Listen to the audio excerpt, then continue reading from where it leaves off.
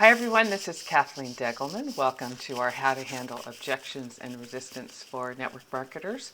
I have been in the industry for 8 years now. I started in 2006. I was in corporate America for 20 years before that, over 20 years, and I am so glad that I was introduced to the world of network marketing. I haven't looked back. I love being my own boss. I love being able to work where I want, when I want, and with whom I want. And I also am blessed to be able to say that I have made millions and millions of dollars in this industry. So one of the things that I want to share with you, or the main thing that I want to share with you today, is just how to handle the objections and resistance that comes up when you're presenting your products and your opportunities. What I have found in my years in this industry is that it is the same handful of questions that we hear over and over again. So the good news is when you get good at answering those few questions, you can actually start to enjoy it when people raise those questions. So let's get started. So first of all, let's talk about what is our goal when we're presenting our products and our opportunities. It's not to rush people. It's not to annoy people. It's not to lose friendships. It's not to get defensive. Our goal is to educate people. We want to help people understand what this is all about.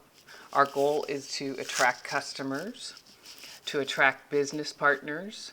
And one of the most important things to remember is we are not meant to close everyone, and we're not necessarily meant to close people the first time that we talk about our products and our opportunity.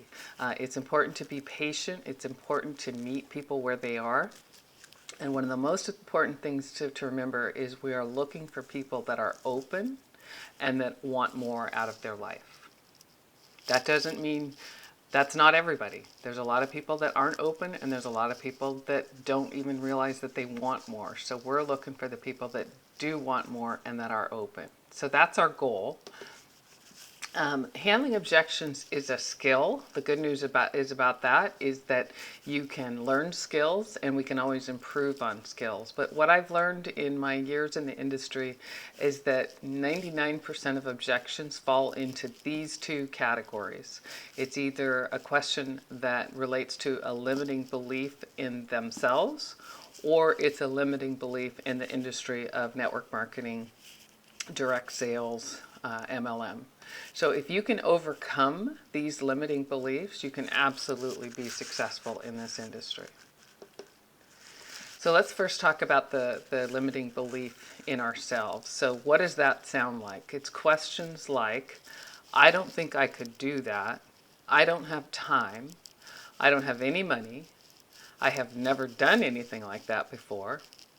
I'm not a salesperson. I'm not a good speaker. I don't know anyone. So I know there's people on this webinar that have heard those questions or comments over and over again. All of those have to do with a limiting belief in themselves and whether they could actually be successful in network marketing. So just know when you hear those type of questions, what they're asking you for is reassurance that they could actually do this.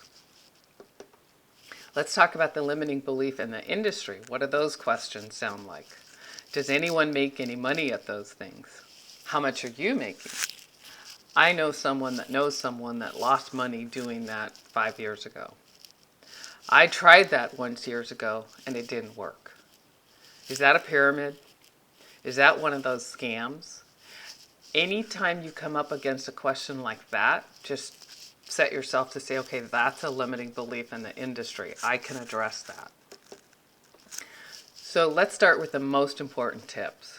First one is don't be attached to the outcome. Sometimes we put so much weight on this person that we're meeting at the coffee shop because we know that they would be so great in our business, and it's just too much pressure on them, and it means that you're very much attached to the outcome. If you'll be consistent with the activities and don't worry about the results as much, just be more focused on performing the activities for building your network marketing business, you will be successful. When people ask me what do I think is the the thing that I have done that has made me successful, the number one thing I can say that I have done is that I have been consistent with the activities and I haven't been attached to the outcome when I talk to people. When you're presenting your products and your opportunity, just remember you're there to help them see what you see. You're there to help them see what their blind spots are. How you respond is very, very important. The most important thing to do is don't get defensive or even worse, angry. Think about in terms of the art of allowing and meeting people where they are. Don't make them feel bad. I was trained by a mentor years ago that when somebody asked the question, you don't have the time, or when somebody said, I don't have time, I don't have money, the response that we were supposed to say was, well, how long are you going to live with that situation? And it didn't resonate with me. It didn't make me feel good to say it, and I certainly don't think that it makes people feel good to hear it. So think about that. Would that make you feel good or bad if the response was, well, how long are you going to live with that situation? It just sounds too flippant, too defensive. If that's your style, maybe you could tweak it a little bit.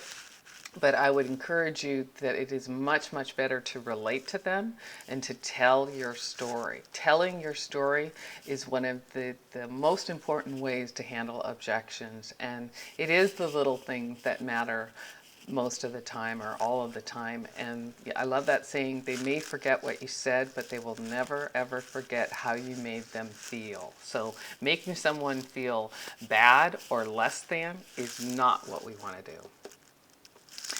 A little bit more about what not to do. Don't go crazy on them. It's not the time to get defensive. Pause. Take a moment. When somebody says, is this one of those network marketing schemes? Is this a pyramid? Pause, take a moment and say, yes, it is network marketing. Have you been involved with network marketing before? And then let them tell you their story. It opens them up. Ask them questions. Now is a good time to listen. It's a better time to ask questions and listen and do less of the talking. Hear what they have to say. Hear their story, especially if they say their objection with emotion. Listen to their story and then ask, what do you think was the reason you didn't succeed? In this example, this is somebody that's saying, oh, I've tried that and it didn't work. So ask them about it. What was their experience? What was their upline like? Did you have the training that you needed? Is the company still around? What do you think was the reason you didn't succeed? Listen to what they say and then say, do you feel like you gave it a fair shot? You could say, maybe your timing was just off. Be friendly, be congenial, ask questions, draw them out. What they're going to hear is that you actually care about them. One of the most important things you can do when handling objections is to be empathetic.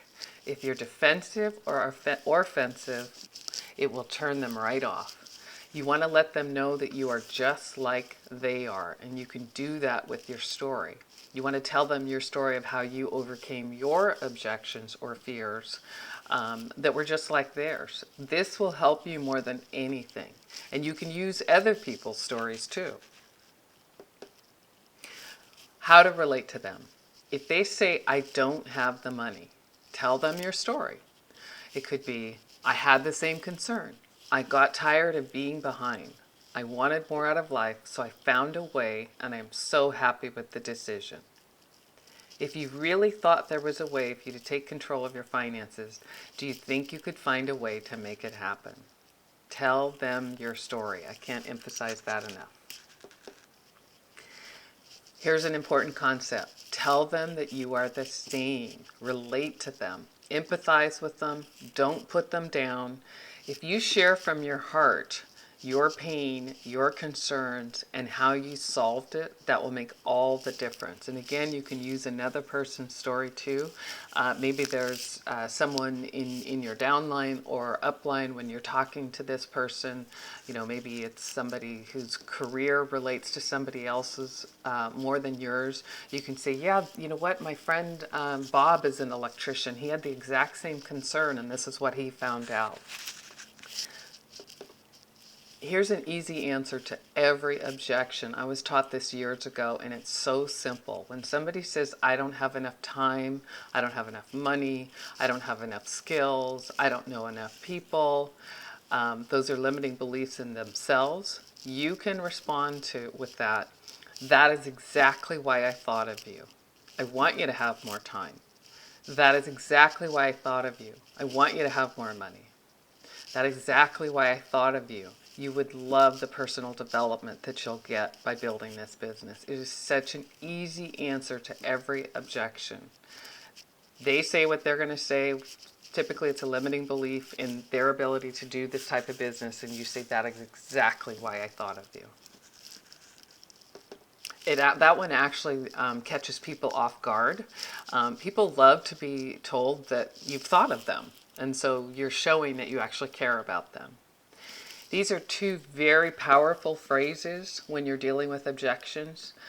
Think in terms of feel, felt, found, and the question, what if? So if somebody says, is this one of those pyramids? Take a moment and remember feel, felt, found. I know how you feel. I felt the same way.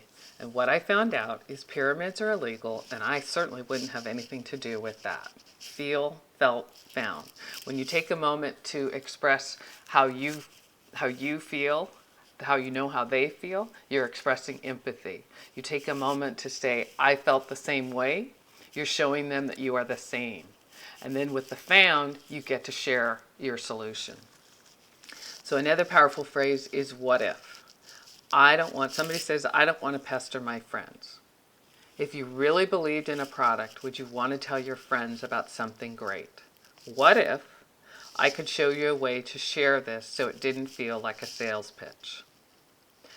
What if I could show you a way to make some extra income working part-time with me on the side that didn't take away from what you're already doing?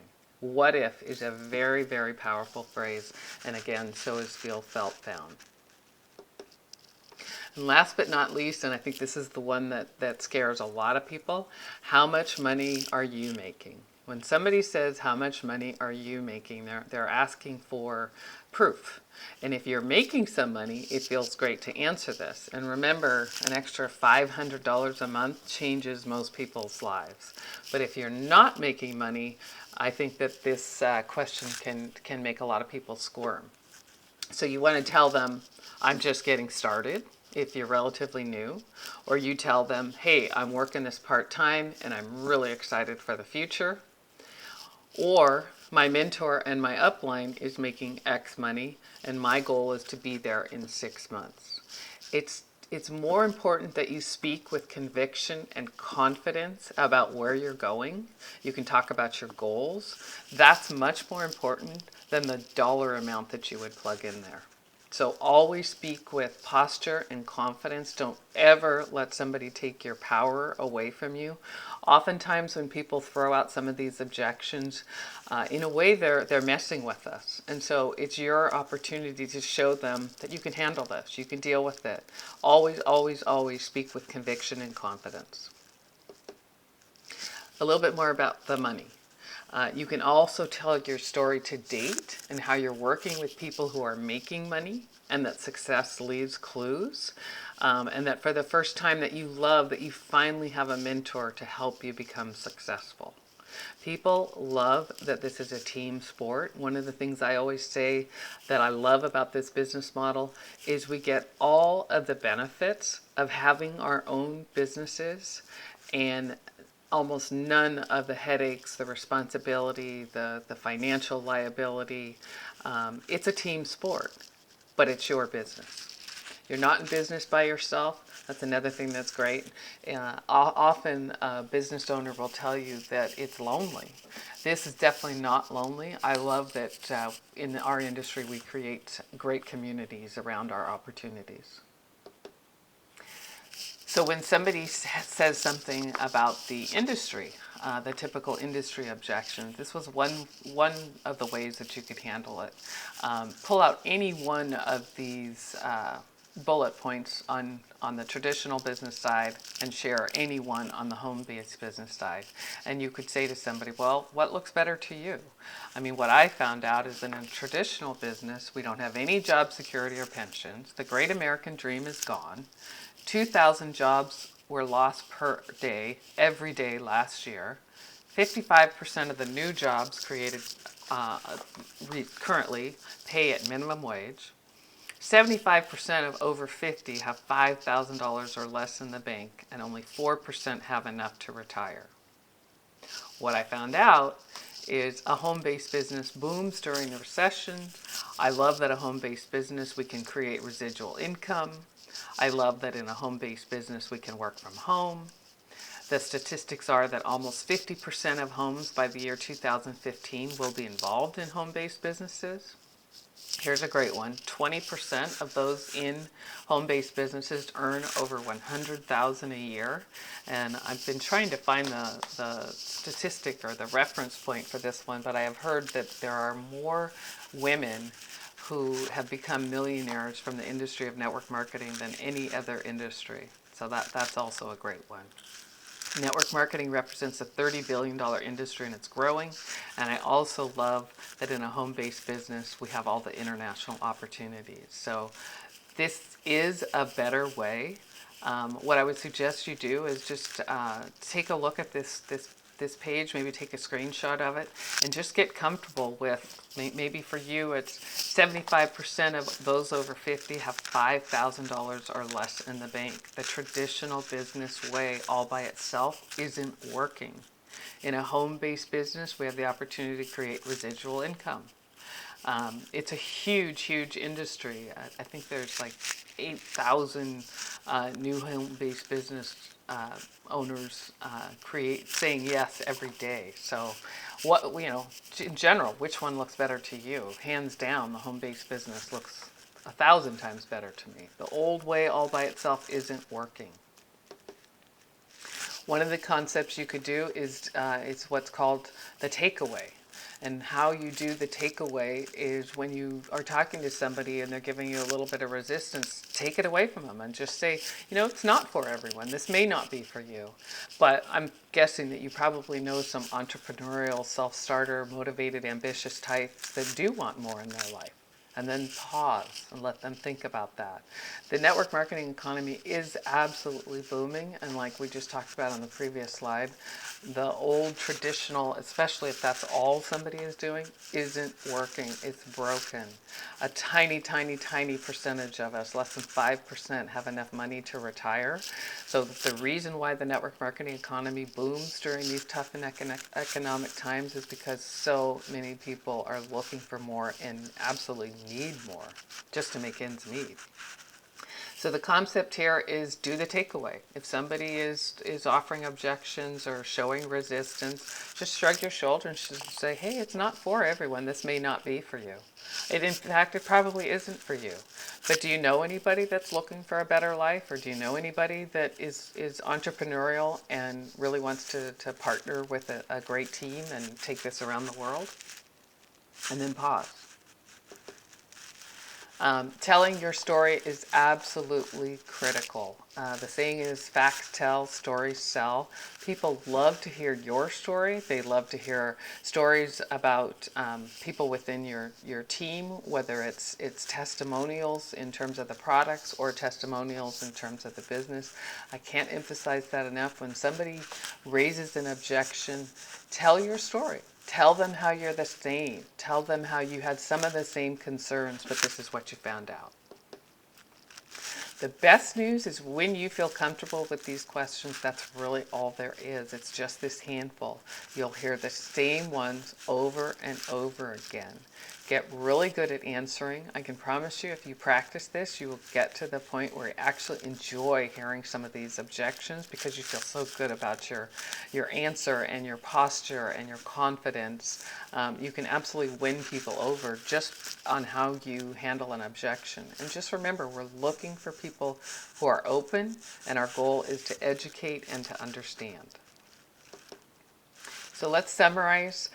When somebody raises an objection, ask yourself, which limiting belief is this? Is this a limiting belief in themselves, or is it a limiting belief in the industry? Always remember to empathize, tell your story, share with them that you are the same, and then tell them how. Remember the powerful phrase, feel, felt, found. I know how you feel. I felt the same way, but what I found out is. Use the phrase, what if, as often as you can. It's a very empowering question. What if I could show you a way that you could solve your financial problems? What if I could show you a way that you could start building towards your retirement now? What if there was a way that I could help you sleep better at night? Another very powerful phrase is, that is why I thought of you. When somebody says, I don't have any money, that is exactly why I thought of you. I don't have any time, that is exactly why I thought of you. I want you to have time. And always speak with conviction. The words that you say are important, but even more important is your body language, your posture physically, the how you say the words, and most importantly, how you make them feel. Always be positive and don't be attached to the outcome. There's nothing more dangerous than a closed mind. What you want to remember is you are not everybody is for you. And so this is a sifting and a sorting business. You're looking for people that are open. You're looking for people that are entrepreneurial. You're looking for people that are self-starters. You're looking for people that are ambitious. You're looking for people that want more. And if you come across somebody that is really negative, ask yourself, would you even want them in your business? It's okay to say next. Network marketing is absolutely a better way to work. I absolutely believe that. I think that the principles that we get to be a part of in the world of network marketing, they're fun, they're social, it's lucrative. You get to work when you want, where you want, with whom you want. You get to take a lot of great vacations. One of the things I love about this better way to work is the personal development that you get along the way. These are all skills that we can learn, and it just takes practice. It takes consistency of effort, and it absolutely takes giving this enough time. If you're brand new to this, I would love to sit and have a cup of coffee with you and share with you all the different ways that this has changed my life. It's changed my life spiritually, financially, emotionally, even romantically. I met my husband through this wonderful industry of ours, and I don't know how deciding to build a huge network marketing business will change your life, but I can promise you it will change your life in ways you can't even imagine. So I hope you treat this business like the $1 million opportunity that it is, because it absolutely can be that for you. Whatever it is that you want it to be, if you want it to help supplement your income by an extra $500 to $1,000 a month, it can do that. If you want it to supplement your income by an extra $5,000 to $10,000 a month, it can do that. This industry can also supplement your income or become your primary income, because you absolutely can earn hundreds of thousands of dollars and even millions of dollars. I was talking to somebody the other day that was in corporate America, and she said that she's tired of the glass ceiling, and that honestly is something that I have not thought about for years, because we don't have a glass ceiling in our industry. So thank you so much for joining me today. Thanks for watching, and if you'd like to be connected with me with my weekly blog post, and if you'd like to also get a copy of my Secrets to Success for Entrepreneurs book, go to KathleenDeggelman.com, my website, enter your name and email, and I'll send it right over. Thanks for joining me today. Hope this helps. Have a great rest of the day.